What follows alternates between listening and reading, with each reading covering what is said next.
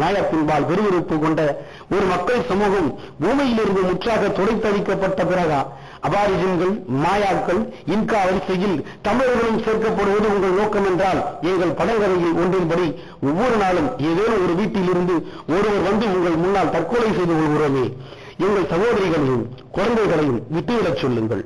தாங்க முடியவில்லை. அவர்களெல்லாம் மனமாற சிரிப்பதை ஒரு நாள் பார்ப்போம் என்ற நம்பிக்கையில் தான் நாங்கள் போராடிக் கொண்டிருப்பதே. ஒரு பேச்சுக்கு ஒத்துக்கொள்வதென்றாலும் கூட விடுதலை புலிகள் தண்டிக்கப்பட வேண்டியவர்கள் என்றாலும் அப்படி ஒரு தண்டனையை வழங்கும் யோக்கியதை இந்தியாவுக்கோ இலங்கைக்கோ கிடையாது. காலம் கடந்து வழங்கப்படும் நீதி அநீதியை விட கொடுமையானது. எனது 14 அம்ச கோரிக்கைகள்: இந்தியா உடனடியாக தமிழகத்தின் பகுதிகளில் இருந்து தன் துருப்புக்களை முற்றாக திரும்ப பெற்றுக் கொள்வதோடு மேற்கொண்டு செயற்கைக்கோள் உதவிகள், ராடார் போன்ற உதவிகளை செய்யக்கூடாது என்று சர்வதேச சமூகத்தால் கண்டிக்கப்பட வேண்டும். இலங்கையோடு இந்திய அரசு நடத்தும் முக்கியத்துவமற்ற பேச்சு பரிமாற்றங்கள் கூட சர்வதேச சமூகம் மூலமாகவே நடக்க வேண்டும். தமிழீழ மக்களிடமும் உலகெங்கும் பறந்து வாழும் தமிழகத்தாரிடமும் இந்தியா பகிரங்க மன்னிப்பு கோர வேண்டும். ஐநா பொதுச் செயலாளரான பான் கி மூன் தொடர்ந்து தன் தாயகமான சீனாவிற்கு ஆதரவான நிலைப்பாட்டில் இருந்து ஒருதலை பட்சமாக செயல்பட்டு வருவதால் ஈழம் தொடர்பான முடிவெடுக்கும் அதிகாரம் அவருக்கு வழங்கப்படக்கூடாது. இலங்கை அரசு எந்தெந்த நாடுகளிடமெல்லாம் கோரப்பட்டு புலிகள் மீது தடை விதிக்கப்பட்டதோ அந்தந்த நாடுகளில் புலிகள் மீதான தடை நீக்கப்பட்டு தடை செய்யப்பட்ட அமைப்பின் உறுப்பினர் என்ற குற்றத்திற்காக சிறையில் இருக்கும் அதன் உறுப்பினர்கள் எந்தவித நிபந்தனைகள் மற்றும் உடனடியாக விடுதலை செய்யப்பட வேண்டும். புலிகளின் உறுப்பினர்கள் மீதான பாஸ்போர்ட் தொடர்பான குற்றங்கள் மன்னிக்கப்பட்டு அவர்கள் விடுதலை செய்யப்பட வேண்டும். புலிகளோடு தொடர்பு வேண்டும் குற்றச்சாட்டின் பேரில் தடை செய்யப்பட தொழில் நிறுவனங்களின் உரிமம் மீண்டும் அளிக்கப்படுவதோடு தக்க நட்டையீடும் வழங்கப்பட வேண்டும். ராஜீவ்காந்தி கொலை வழக்கு இன்டர்போலால் மறுபடியும் விசாரிக்கப்பட்டு உண்மையான குற்றவாளிகள் இனம் காணப்பட வேண்டும். பிரணாப் முகர்ஜி, கோத்தபாய ராஜபக்சே, சந்திரிகா, உதயநகாரா, சிகாலியா ரம்புகதலா, வசீல் ராஜபையா, மஹிந்தா, பொன்சேகா போன்றோர் நார்கோ அனாலிசிஸ் சோதனைக்கு உட்படுத்தப்பட வேண்டும்.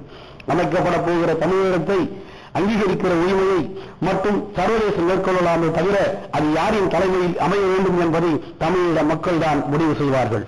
புலிகள் கை பலவீனமான நேரத்தில் மலையக மக்கள் மீது நடந்த வன் தாக்குதல் எதிர்காலத்தில் அந்த பகுதியில் மீண்டும் ஒரு பாரிய இன அழிவு ஏற்படுத்தப்படுமோ என்ற அச்சத்தை ஏற்படுத்தி இருப்பதால் மலையக மக்கள் தமிழகத்தோடு இணைய விரும்புகிறார்களா என்பதை வாக்கெடுப்பு மூலம் அறிந்து அதன்படி செயல்பட வேண்டும். இந்த விஷயத்தில் மலையக மக்களின் முடிவு இறுதியானது. சென்னையில் குடிபோதையில் அப்பாவி தமிழர்கள் மீது துப்பாக்கி பிரயோகம் செய்து நீதிமன்றத்தால் தண்டிக்கப்பட்ட டக்ளஸ் தேவானந்தாவின் தண்டனை காலம் பூர்த்தியாகும் காலத்திற்கும் இலங்கைக்கு தப்பிச் சென்று விட்டதால் அவர் மறுபடியும் கைது செய்யப்பட்டு தமிழக போலீசார் வசம் ஒப்படைக்கப்பட வேண்டும். பத்திரிகையாளரான வசந்தாவின் கொலைக்கு காரணமான அனைவரும் தண்டிக்கப்பட வேண்டும். தமிழ்நாட்டில் தஞ்சம் புகுந்திருக்கும் சிங்கள பத்திரிகையாளர்களுக்கு தகுந்த பாதுகாப்பு வழங்கப்பட வேண்டும். தமிழ்நாட்டிற்கு அகதிகளோடு அகதியாக வந்த சிங்கள தம்பதியர் மீதான பாஸ்போர்ட் குற்றச்சாட்டு நீக்கப்பட்டு அவர்களும் அகதிகளாக அங்கீகரிக்கப்பட வேண்டும்.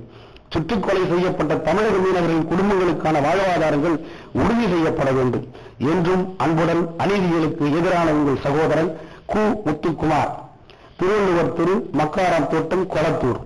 அருமை தமிழ் மக்களே, அநீதிகளுக்கு எதிரான போராட்டத்தில் நம் சகோதரர்களும் பிள்ளைகளும் அறிவாயுதம் ஏந்தி இருக்கிறார்கள். நான் உயிராயுதம் ஏந்தி இருக்கிறேன். நீங்கள் நகலாயுதம் ஏந்துங்கள். ஆம், உங்கள் கையில் கிடைத்திருக்கும் இந்த துண்டறிக்கையை நகலெடுத்து உங்கள் நண்பர்கள், உறவினர்கள், மாணவர்கள் வசம் கொடுத்து போராட்டத்திற்கான ஆதரவை பெருக பண்ணுங்கள். நன்றி.